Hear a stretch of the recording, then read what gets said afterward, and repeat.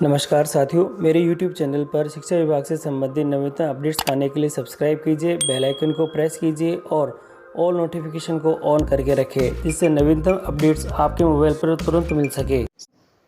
साथियों, शैक्षिक सत्र 2022-23 हेतु टेस्ट व परीक्षाओं की विस्तृत जानकारी क्या है और इसे किस प्रकार से हम देखेंगे और कक्षा 1 से 5 के लिए परीक्षाएँ क्या क्या होगी, उनके परीक्षाओं का आयोजन किन किन तिथियों को होगा और कक्षा 6 से 12 के लिए कौन कौन सी परीक्षाएं होगी और इनकी तिथियां क्या क्या है, इसकी पूरी जानकारी यानी परीक्षा कार्यक्रम सत्र 2022-23 की संपूर्ण जानकारी आपको आज के इस वीडियो के अंदर मिलेगी। तो आप वीडियो को शुरू से अंत तक ज़रूर देखें और यदि आप हमारे चैनल पर नए हैं तो चैनल को सब्सक्राइब करके रखें, जिससे इस प्रकार के जो अपडेट हम आपके लिए लेके आते हैं आपको सबसे पहले प्राप्त होते रहें।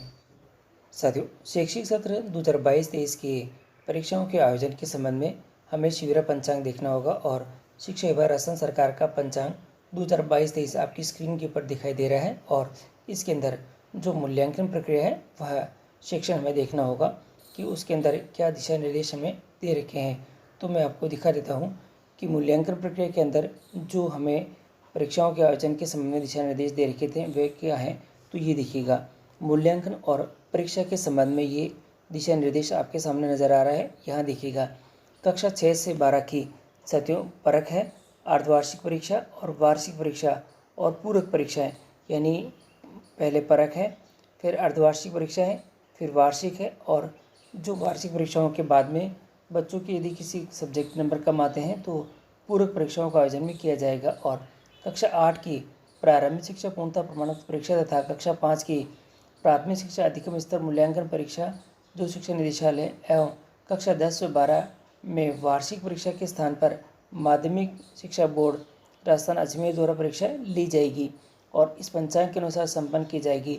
परीक्षा परिणामों की घोषणा तथा विद्यार्थियों को प्रगति पत्रों का वितरण हमें जो 30 अप्रैल 2023 को अनिवार्य रूप से करना है, ये आप थोड़ा सा ध्यान रखिएगा। और यहाँ दे रखा है कक्षा 1 से 5 के लिए साथियों SIQ के अंतर्गत CCE के तहत 3 योगात्मक आकलन हमें लेने हैं और इसमें प्रथम जो SA1 है, SA2 है और SA3 है। पाठ्यक्रम यहाँ पे 45% है, यहाँ 40% है और यहाँ लगभग जो दे रखा है 15% के लगभग दे रखा है। जो पहला योगात्मक आकलन हमें लेना है वह सितंबर 2022 में लेना है, जनवरी 2023 में दूसरा लेना है और बोर्ड परीक्षा से पूर्व में तीसरा जो योगात्मक आकलन है ये ले लेना है। कक्षा 5 है तो तृतीय योगात्मक आकलन के स्थान पर जो प्राथमिक शिक्षा अधिगम स्तर मूल्यांकन यानी बोर्ड परीक्षा का आयोजन किया जाएगा और जिसके लिए तिथियां पृथक से विभाग द्वारा जारी की जाएगी। साथियों, अब हम आपको परख के बारे में बता देते हैं। परख अवधि में शाला समय में पूर्व विद्यार्थियों को अगले दिवस परख की तैयारी तो छोड़ा जा सकता है, लेकिन कर्मचारी पूरी तरह से उपस्थित रहेंगे। और यहाँ दे रखा है कि सभी स्तर के विद्यालयों में अर्धवार्षिक और वार्षिक परीक्षाओं के लिए क्रमशः 1 और 2 दिवस का परीक्षा तैयारी अवकाश रहेगा। इन दिनों में विद्यालय खुलेंगे और अध्यापक व मंत्रालय कर्मचारी परीक्षा के अभिलेख व व्यवस्था संबंधी कार्य पूर्ण करेंगे। और अवकाश, इस प्रकार का अवकाश रविवार अन्य राजपत्रित अवकाश को छोड़कर किया जाएगा।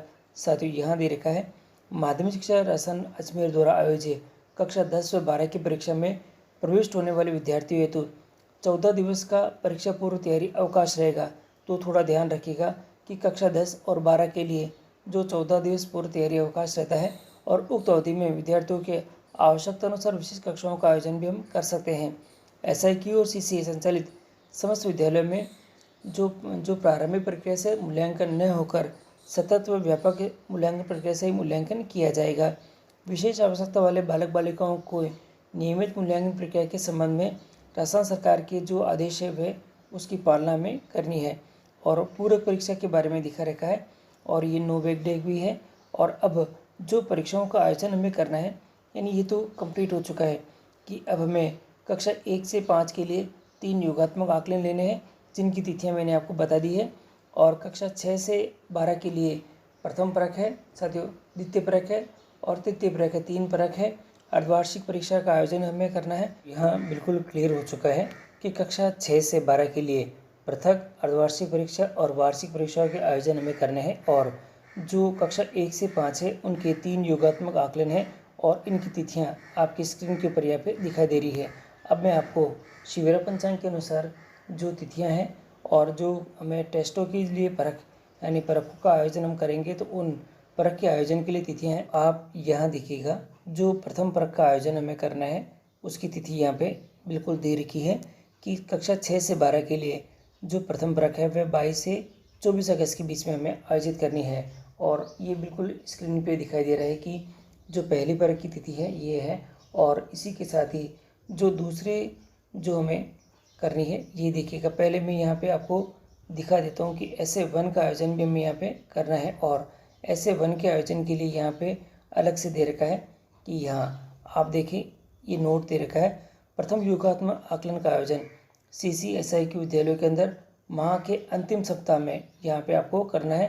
तो ये आप थोड़ा ध्यान रखिएगा कि हमें जो प्रथम परख का आयोजन करना है वह तो 22 से 24 अगस्त के बीच में करना है, और ऐसे 1 है वह सितंबर में आयोजित होगा बच्चों के लिए, और अक्टूबर के अंदर जो हमें द्वितीय परख का आयोजन हमें करना है।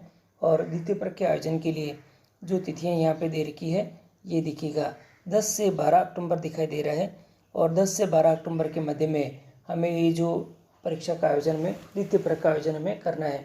और इसी के साथ ही अब आप यहाँ देखें, इसी के साथ ही दोनों परख हो चुके हैं, और दोनों परख के बाद में अब आएगा नंबर अर्धवार्षिक परीक्षा के आयोजन का। और यहाँ दे रखी है तिथि अर्धवार्षिक परीक्षा के आयोजन के संबंध में कि 10 से 23 दिसंबर के मध्य में अर्धवार्षिक परीक्षा का आयोजन किया जाएगा कक्षा 6 से 12 के लिए। और ये जो तिथि है ये शिविर पंचांग के अनुसार यहाँ पे दे रखी है।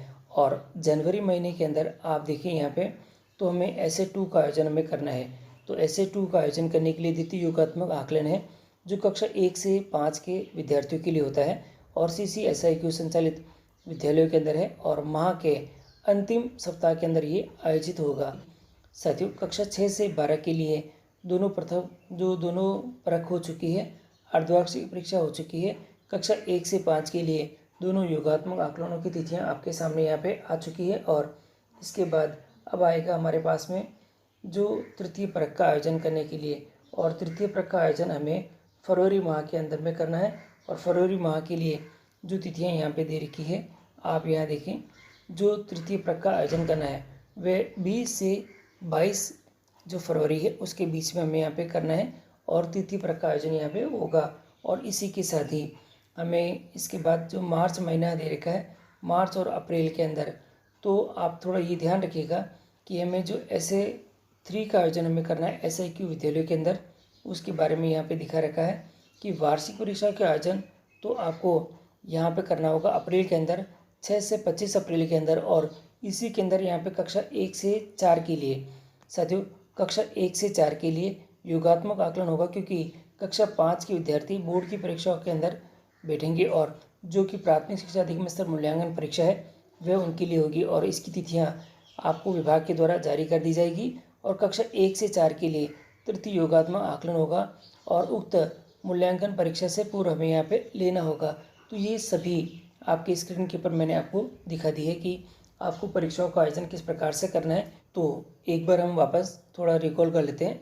शैक्षणिक सत्र 2022-23 के लिए संपूर्ण निर्धारित प्रक्रिया है, और ये दे रखा है 24 जून 2022 से 30 अप्रैल 2023 तक का हमारा जो शैक्षणिक सत्र है ये चलेगा। और प्रथम परख की तिथि आपकी स्क्रीन पे दिखाई दे रही है, द्वितीय परख की दे रखी है, अर्धवार्षिक परीक्षा, तृतीय परख और वार्षिक परीक्षा, और परीक्षा परिणाम की तिथि भी आपको यहाँ पे दिखाई दे रही है।